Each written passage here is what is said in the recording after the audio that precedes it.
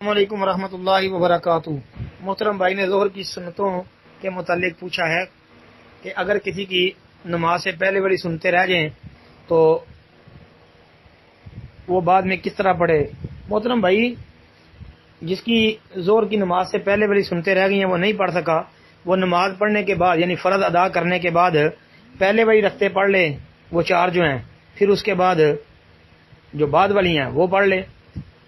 اور بھائی یہ بھی کہتے ہیں کہ اگر بالفرض اس نے دو پڑھی ہیں زور سے پہلے تو محترم بھائی زور سے پہلے اگر دو پڑھی ہوں تو دو بھی کفایت کر جاتی ہیں، کیونکہ دو والی حدیث بھی موجود ہے، بالکل صحیح حدیث۔ حضرت عبداللہ بن عمر رضی اللہ تعالی عنہ والی حدیث جو ہے اس میں زور سے پہلے دو رکعتیں پڑھنے کا ذکر بھی آتا ہے جی، اس میں ہے کہ دن رات میں 10 رکعتیں جی،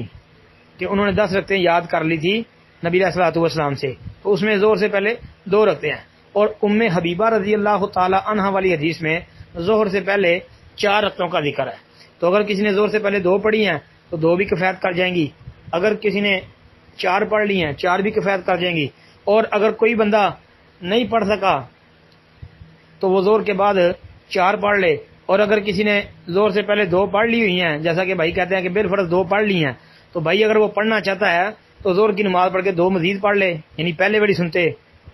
جی وہ 2 پڑھ لے، پھر اس کے بعد والی پڑھ لے جی، تو اس میں